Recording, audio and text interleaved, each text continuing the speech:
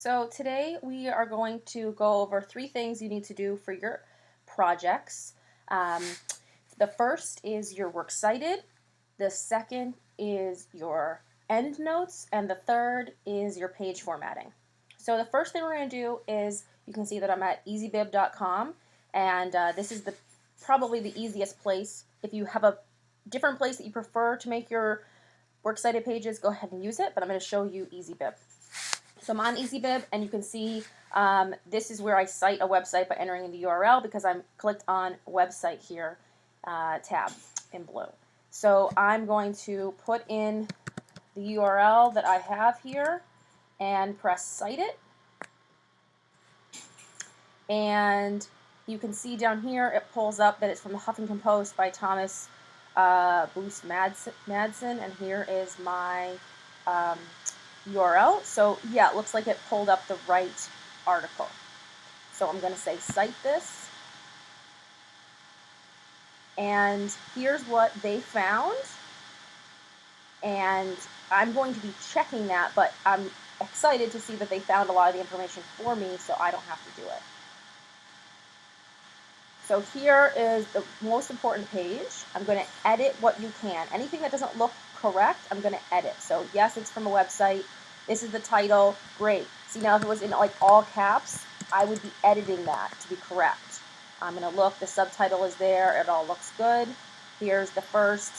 It's not really his middle name, but he has two names, so that's fine. This is the website title, correct. I got it from the Huffington Post. The sponsor is really just the Huffington Post, so I'm going to fix that. It's not really, those should be the same. So the website is the Huffington Post website, which is published by the Huffington Post, so these are the same. This is the URL, and that's the year that it was published.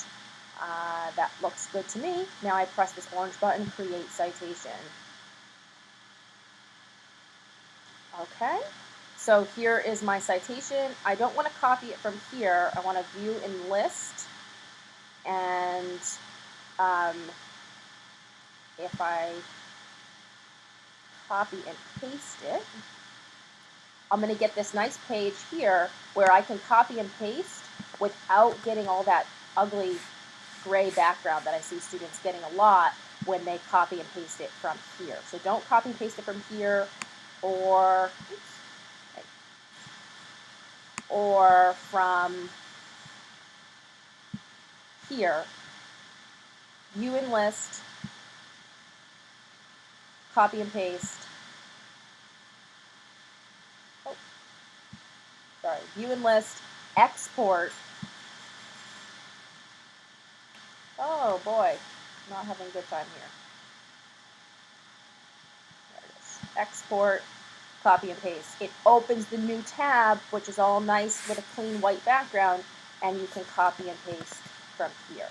All right, so I've copied it, and I would then bring it down to my works cited page and paste it. And you can see that it's coming in correctly, and it just messed up my other works cited, but I didn't really need that because this is a student's page, and it looks absolutely perfect. Okay, I'm just going to add, nope, I'm not going to do that, sorry, because I need to double space this. So it's perfect. So I would just repeat that for all of my different sources, and I will get a perfect works cited page. Don't copy and paste works cited multiple times. That'll look kind of silly. So that's making the works cited page.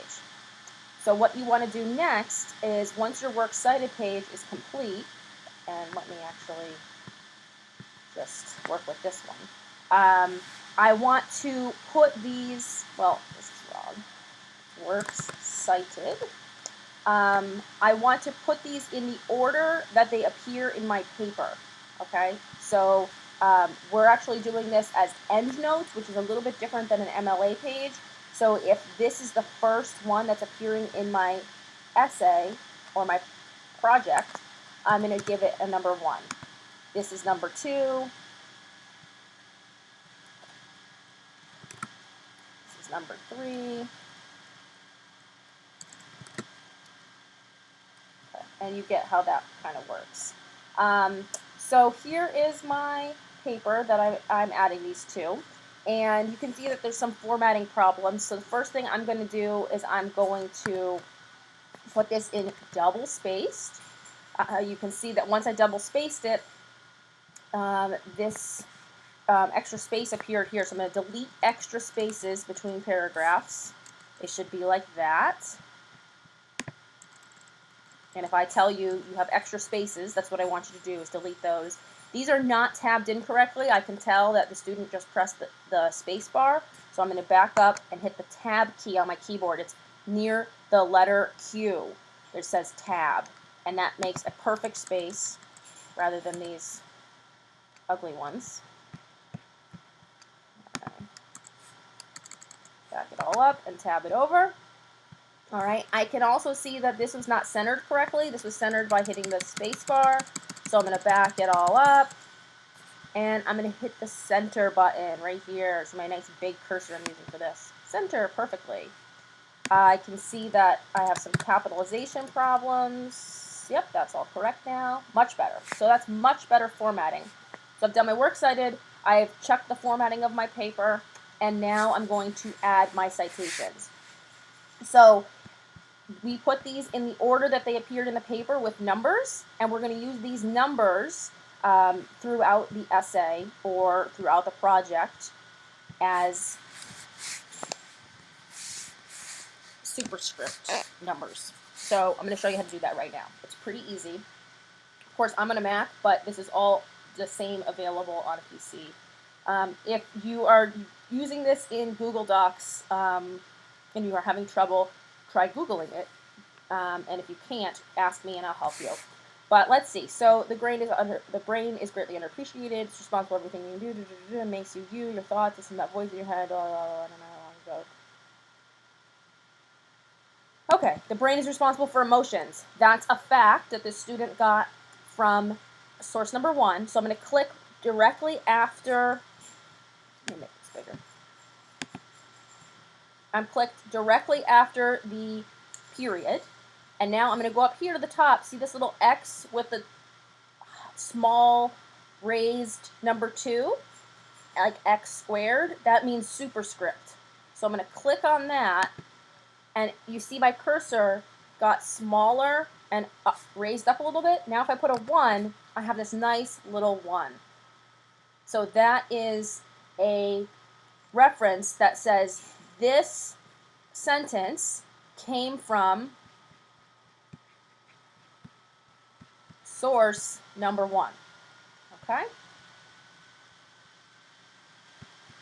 So then this sentence here, I want to click after the period, click the superscript, and this came from source 2.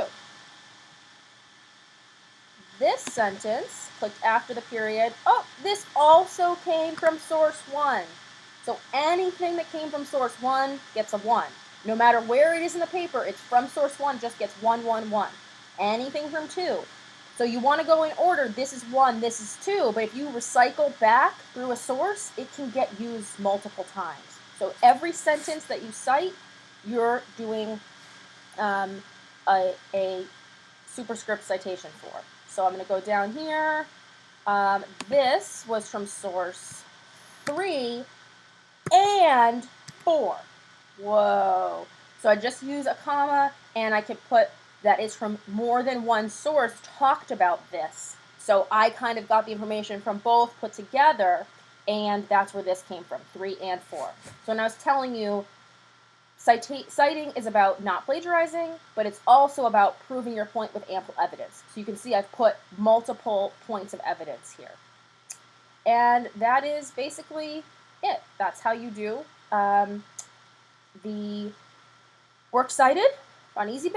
That's how you do page formatting to make sure it's correct style.